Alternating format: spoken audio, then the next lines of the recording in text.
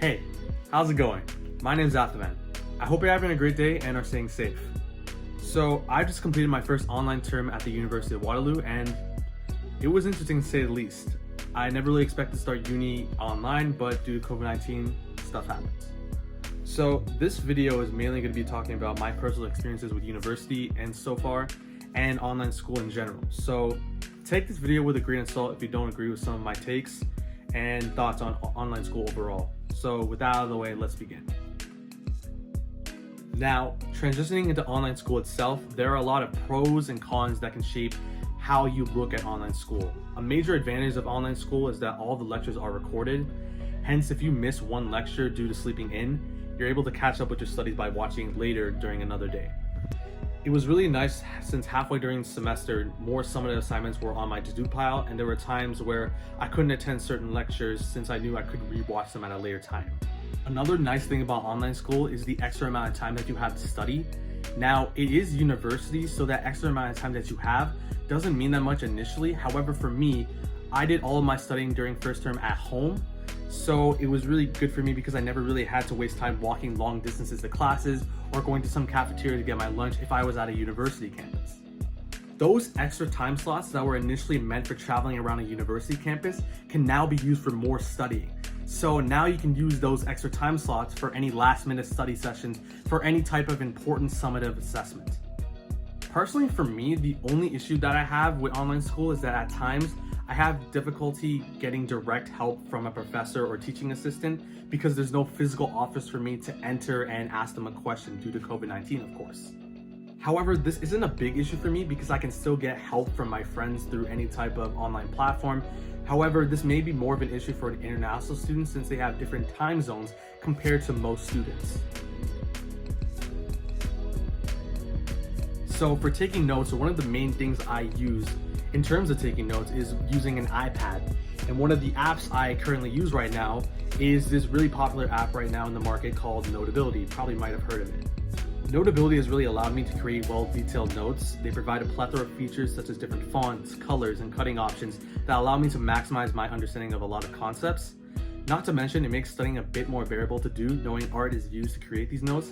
I guess you can say that it makes studying a lot more fun. Now I want to talk to you about the differences between that of high school and university in terms of pace of learning, because it changes drastically once you get into university. The best way I can probably describe to you the differences between high school and university in terms of pace is by talking about something I used to do in high school, which is track and field. Now, high school, I can compare it to that of a long distance race or a marathon, such that a long distance runner, when they start a race, sometimes they may start a little bit slow, but eventually they pick up the pace, and eventually at the end they manage to complete what they had to do. They might have finished top 5 or maybe gotten first place in their race despite finishing slow at the beginning. And that's very similar to a high school student, in my opinion. If you fall behind during the semester, there's enough time for you to catch up and get all of your homework done without feeling that much stress, in my opinion, compared to that of university. In comparison, university feels more like a mid-distance race or a sprint. And as a sprinter myself, I know that the pace increases for all these different sprinting events. And if you mess up any part of your starting sprint position at the beginning of the race, it could cost you the race and ultimately overall, because there's no way you're going to catch up to other runners that are moving at a faster pace compared to a long distance race where you have enough time to catch up. This is similar to university, as the pace of learning new concepts increases and there's more of a priority of staying with the pack in terms of learning new things and doing a lot of homework and doing a lot of tests and assignments. Falling behind in work overall could be difficult to come back from as a result. When you go through these university lectures, you begin to realize that you can't just lean back on what you did in high school. There's no more procrastinating the night before a big quiz or test is gonna occur, and you can't just half-bake stuff and ultimately get a good grade.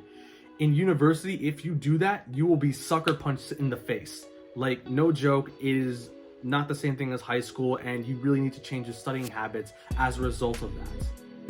Like, I'm currently taking biomedical engineering, and my course schedule consists of 7 different classes, each of which demands time to understand what the class specifically teaches. In fact, a typical day of classes for me is like 50% studying, 40% classes/lectures, And that last 10% is for any other stuff I need to do, such as eating, sleeping, or leisure time for me to just relax. Like, sometimes it can be super frustrating just to remember that there's 7 classes that I have to do. And sometimes it could be super annoying that sometimes I have to remember to do this assignment and I have to do this other test, and I have all these summative assessments to do from left and right and so on. And sometimes it's difficult that I can't take a breather every once in a while because university just keeps pushing out assignments for us to do. To keep track of what I have to do during every week, I keep a whiteboard that holds every course that I take, and I write down every important thing that I must do for each class, whether that's a test, an assignment, or a project I have to do with other people. It is a bit overwhelming to cope with, but learning how to manage your time in university is a long process to master. You're not going to get through this process overnight. You're not going to become a master at this overnight. Even me, I haven't mastered this yet. Sometimes I would have to hand in half-baked assignments because they tend to be weighted less for my grade, and so I could focus on other assignments and assessments that I know are going to be weighed much more for my grade. So that was just something I wanted to talk about because managing time in university is very essential for success in university overall. An unfortunate thing about online school is that I couldn't really meet as much friends as I could have. And the reason why, of course, was because due to COVID-19, a majority of students were at home, so communication was very minimal. However, there were still ways for me to meet other people. For instance, our biomedical engineering cohort created a Discord chat for us to play games and chat with one another during the semester. Another way I've been able to make a lot of new friends was through group projects, since my group members and I would just be able to talk about life in school during our work sessions and such like that, and I've made a lot of new friends due to group projects overall. In addition, you can also join a club or a team. However, the main issue for me while doing that was that I had no idea what clubs or teams were available, since I never checked online or never checked any type of chats for any type of advertisement for these clubs. I did join one club, however, and that was the Iron Warrior, which was a newspaper team that wrote about articles about what was going on in the world. I joined primarily since I love to write and I wanted to put my writing skills to the test in a newspaper format. And overall, the club was pretty cool. I got to meet a lot of upper year students and I got to write an article. And that article was on the GOAT debate between Michael Jordan and LeBron James. Yeah. My main point is that although finding friends initially during online school could be hard, you should look for clubs or teams to join to meet others and make new friends overall in university. So now I'll talk a little bit more about the biomedical engineering program and my experiences during my first term at university. So like I said earlier, biomedical engineering consists of 7 different classes for me, and I need to manage them on a weekly basis. There's the usual subjects I need to take, such as physics and calculus for engineering. However, there's a lot of novel subjects and concepts that a lot of us freshmen didn't even know about, like discrete mathematics, engineering analysis, and SolidWorks design, which I'll talk about later. Despite the subjects being different, the work in each subject is associated with a lot of medical devices or parts in the human body, since it is a biomedical engineering program. Sometimes we would have to find the tension force in an Achilles tendon, or in other cases we learn how to read from the data of multiple patients from a C# file encoding. And from what I've gone through in BME, the professors and teaching assistants are super helpful. Whenever we need help with something, they're always there for assistance.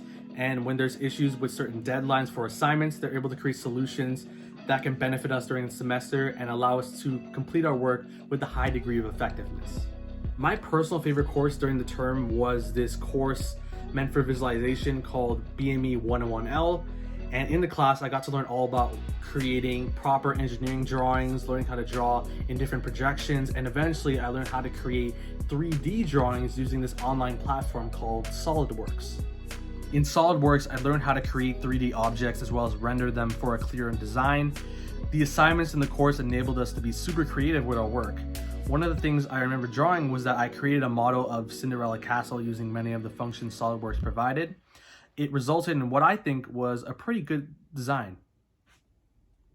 And I can't talk about this course without mentioning the 2 professors who conducted this course. So I just want to say thank you so much to both Professor Igor and Professor Ewan for making this class amazing and an incredible experience that I'll never forget.